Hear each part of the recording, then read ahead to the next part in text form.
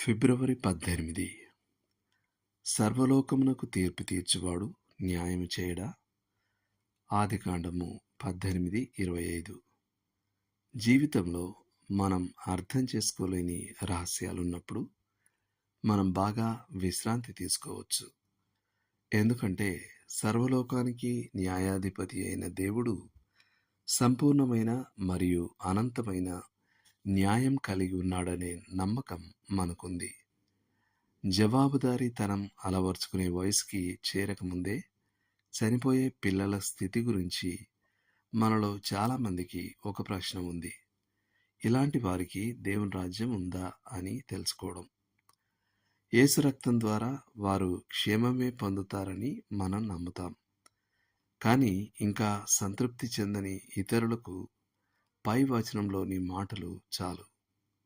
ఏది సరైనదో అదే దేవుడు చేస్తాడని నమ్మవచ్చు. ఎంపిక మరియు ముందు నిర్ణయించడం గురించి ఎప్పటికీ ఉండే సమస్య ఉంది. దేవుడు కొంతమందినే రక్షణకు ఎన్నుకొని అదే సమయంలో మిగిలిన వారిని శిక్షకు పాత్రులని చేస్తాడా?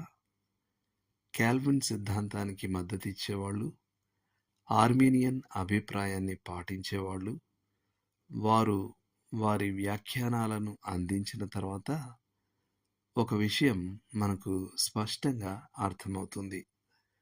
దేవుడు అన్యాయస్తుడు కాదు. దుష్టులు తరచూ అభివృద్ధి చెందుతూ ఉండగా నీతిమంతులు తీవ్రమైన శ్రమల్లో పడుతున్నట్టు కనిపించే అన్యాయం మనము చూస్తుంటాం. సువార్త వినకుండానే మరణించిన వారి విషయంలో ఎన్నో ప్రశ్నలు మనకు కలుగుతాయి. దేవుడు పాపాన్ని ప్రవేశించనివ్వడమే ఎందుకు అనే ప్రశ్నతో మనుషులు కలవరపడతారు. దుఃఖం, పేదరికం, ఆకలి, భయానకమైన శారీరక మానసిక లోపాల ఎదుట మనం నిలబడినప్పుడు తరచూ మౌనం అవుతాం. ఎప్పటికీ వినిపించే ప్రశ్న, దేవుడు నియంత్రణలో ఉంటే ఇవన్నీ ఎందుకు అనుమతిస్తున్నాడు? విశ్వాసం ఇలా సమాధానం చెప్తుంది.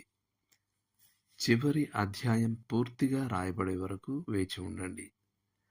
దేవుడు ఇప్పటి వరకు ఒక్క తప్పు చేయలేదు.